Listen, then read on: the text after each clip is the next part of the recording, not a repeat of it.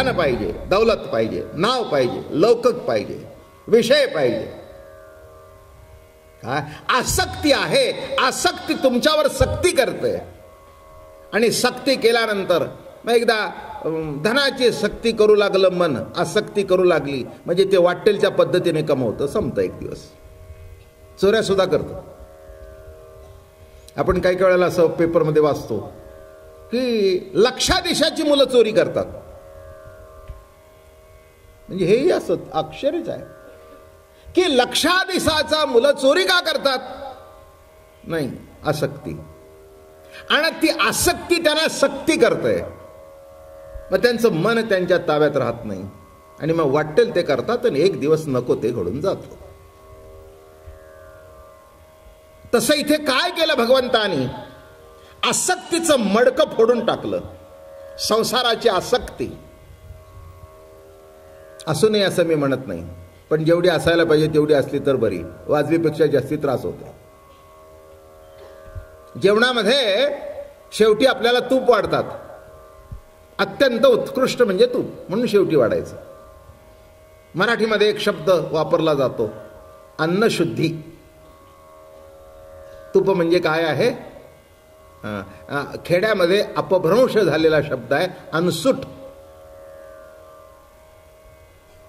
अपभ्रंश काय झाला? अनसूट. म्हणजे अनसूट वाढलं का?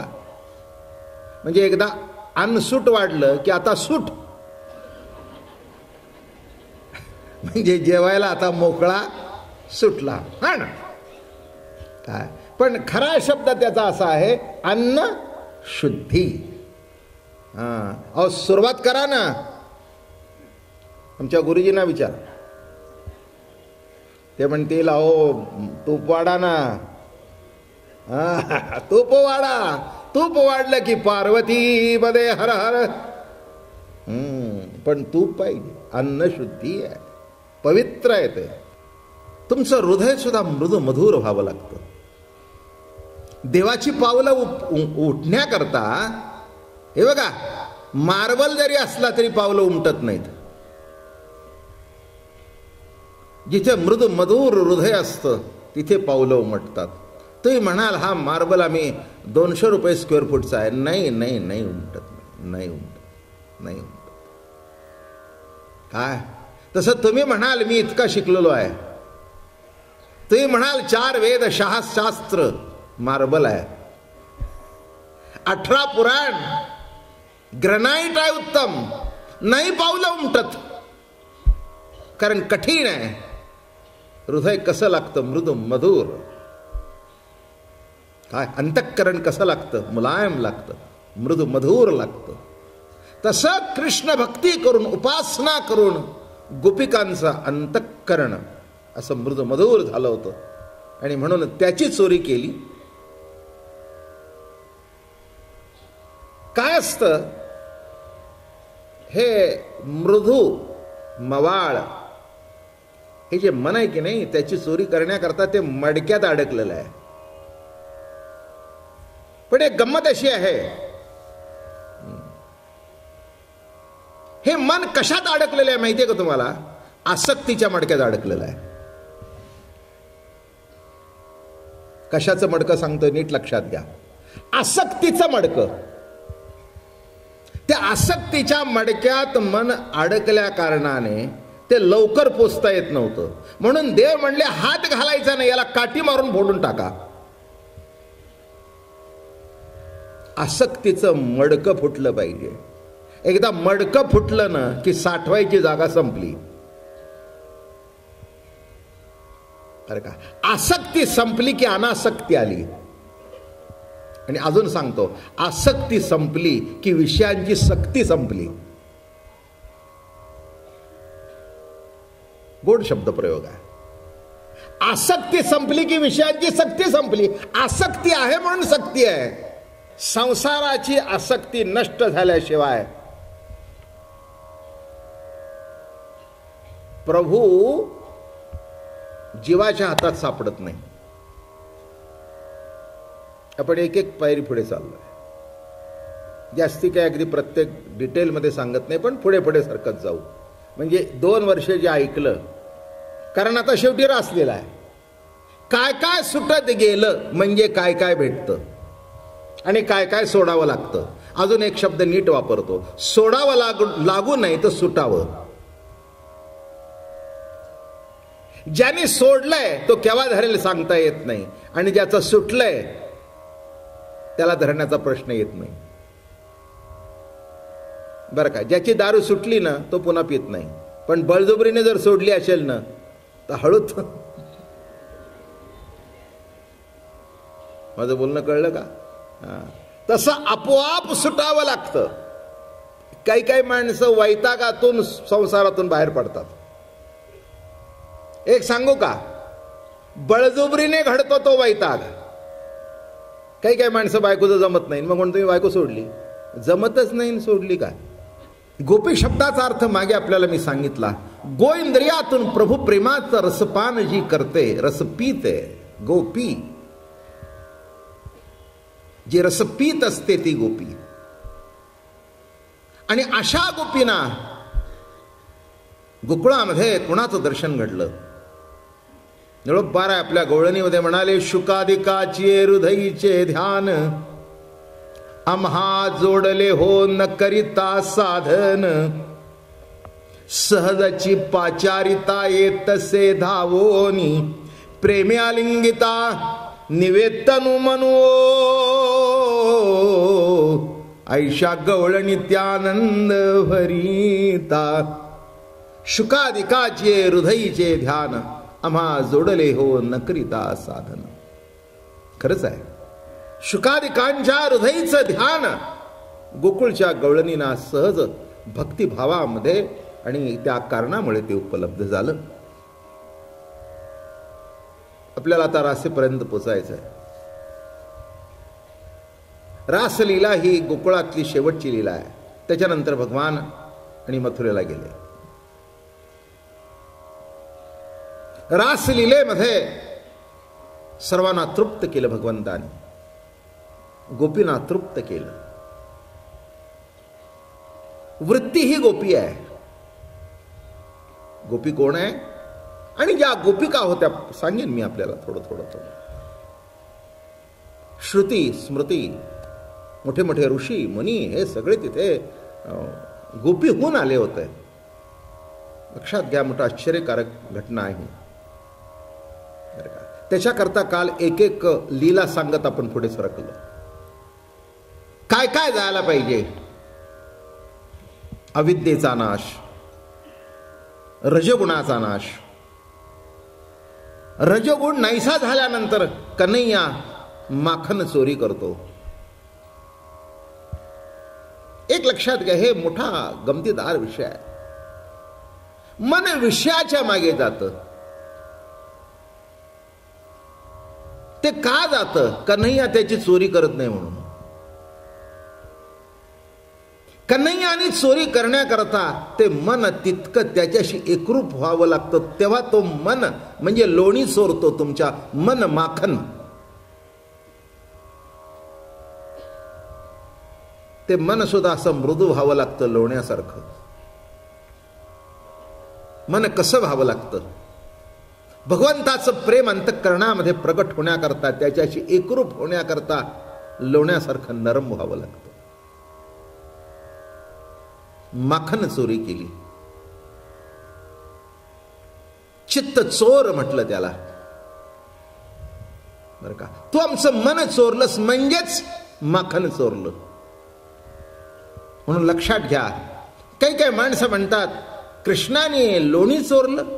अरे त्याच्या घरामध्ये काही खायला मिळत नव्हतं का तो चोरत होता? तो लीला परमात्मा आहे, लीला भगवान आहे, लीला अवतार आहे. जन्म जन्मांतरापासून ज्यांनी तपश्चर्या केली, याचे भेटी लागे वृत्ती उपवास, सेविली गंगेची तटाके उदास, त्याची सुकृतास याजी आली नेणो घोष हो. याची भेटी लागे वृत्ती उपवास, सेविली गंगेची तटाके उदास. जन्म जन्मांतरापासून कृष्ण परमात्म्याचं दर्शन घडावं म्हणून त्याची उपासना करत होते. आणि त्या उपासनेची फलश्रुती म्हणजे कृष्ण भगवंताचा अवतार. तसं काही काही गोष्टीमध्ये नीट लक्षात ठेवा. आता जेवण एवढं, पण तूप एवढं, एवढंच, जास्ती काही घालायचं नसतं, काही पेलाभर ओतायचं नाही. भाताच्या मुदी बरोबर तुपाच्या गोळाची मूठ ठेवायची नसते, बिघडून जाईल. तसं मला म्हणायचंय की एवढी आसक्ती नको, थोडी थोडी ठीक आहे, पण आपण इतकी आसक्त झालो की त्या संसारातून बाहेर पडायला वेळ नाही, यत्किंचित सवड नाही. हे काही मी तुम्हाला सांगायची गरज नाही आहे, आपण सगळे संसारिक आहोत, त्यामुळे आपला हा अनुभव आहे. त्यातल्या त्यात 1 महिनाभर का होईना चमचाभर इकडे येतंय रोज. काय म्हटलं मी, 1 महिनाभर 1 चमचाभर का होईना संसारातला बाजूला वेळ काढून, बायका स्वयंपाक वगैरे करून, पुरुष अगदी वेळ काढून बरोबर संध्याकाळी 5 मिनिटं अगोदर का होईना, 10 मिनिटं का, हजर. म्हणजे त्याच्यातला भाग असा आहे, एवढा संसार असू दे, पण एवढी तुपाची धार असली तरी तुमचं संपूर्ण जीवन पवित्र करील. अन्नशुद्धी आहे, अन्नशुद्धी आहे. म्हणून ही कृष्ण कथा कशी आहे, हे भागवत कसा आहे, तर अन्नशुद्धी करणारी आहे. कृष्ण नामाने जीवन शुद्ध होतं, जीवन पवित्र होतं. नामे तरला नाही कोण, ऐसा द्यावा निवडून. जगद्गुरु तुकाराम महाराजांनी प्रश्न विचारला, अरे या जगामध्ये असा एक तरी काढा की ज्यांनी नाम घेतलं आणि तो तरला नाही. पुरुष अनेक आहेत, पण पुरुषोत्तम एकच आहे. ज्ञानेश्वरीमध्ये सांगताना क्षर अक्षर आणि शेवटी पुरुषोत्तम सांगितला. तसा कृष्ण हा पुरुषोत्तम आहे आणि त्या पुरुषोत्तमाचं सगुण साकार दर्शन घडण्याकरता युगन युगम ऋषी मुनी तपश्चर्या करत आले. तपश्चर्या केल्यानंतर जीवनात काहीतरी आश्चर्य घडतं. सोपं नाही आहे परमार्थ. परमार्थ नव्हे लेकुराच्या गोष्टी असं म्हटलंय. हे सत्य आहे, काही चुकीचं वाक्य नाही आहे. पण परिपूर्णतेने अंतःकरणामध्ये जर श्रद्धा असेल तर मला वाटतं सामान्यातल्या सामान्य गोपीला सुद्धा कृष्ण दर्शन घडलं. पण श्रद्धा तितकी निर्मळ, यमुनेच्या पाण्यासारखी निर्मळ, गंगेच्या पाण्यासारखी पवित्र, श्रेष्ठतम असावी लागते. आणि ती श्रद्धा जेव्हा प्रवाहित होते तेव्हा त्या श्रद्धेच्या काठावरच एक दिवस सगुण कृष्ण परमात्म्याचं दर्शन होतं. दर्शन कुणाला होतं?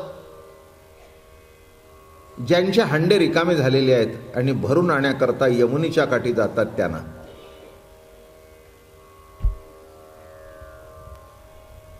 तुमचे जे हंडे तुमच्या विचारानेच पूर्वीपासून भरलेले असतील तर आमचे शब्द तरी काय राहणार आहेत,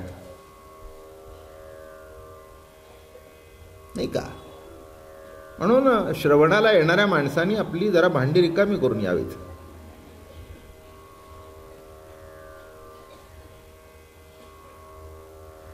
असं घडलं, एकदा एक चिनी साधू होते, मोठे मोठे सत्पुरुष होते, आणि त्यांच्याकडे एक तरुण गेला, साधक गेला. हा प्रश्न विचारतोय, तो प्रश्न विचारतोय, तो प्रश्न विचारतोय, तो प्रश्न विचारतोय. ते म्हणाले, महाराज जरा आमच्या प्रश्नाची उत्तर द्या. ते म्हणाले, बाबा मी आहे म्हातारा, जरा चहा कर, मला जरा मदत कर. त्यांनी चहा केला. तूही घे, मलाही दे. थांब म्हणाले, मी तुला चहा देतो. तू आता केलास, मी देतो तुला. अशी कप बशी ठेवली आणि त्याने ओतायला सुरुवात केली. ओतायला सुरुवात केल्याबरोबर अर्धा कप झाला, पाऊण कप झाला, पूर्ण कप झाला, बशीमध्ये चहा सांडू लागला आणि शेवटी त्या टेबलावरून खाली सांडू लागला. तो म्हणला, महाराज महाराज महाराज महाराज. तो चहा सांडतोय. नाही म्हणले, तुझ्या प्रश्नाला उत्तर देतोय. तुझंच एवढं पूर्वी भरलेलं आहे, जे भरलेलं आहे ते खाली सांडतंय, माझं केव्हा शिरणार? तेव्हा तुझं जे भरलेलं आहे ते पहिलं रिकामं कर, म्हणजे मग माझं शिरायला जागा पडेल. तसं विद्वान होते, ज्ञानी होते, संन्यासी होते, ब्रह्मचारी होते, आत्मनिष्ठ होते, ब्रह्मनिष्ठ होते, पण गोपी नव्हते.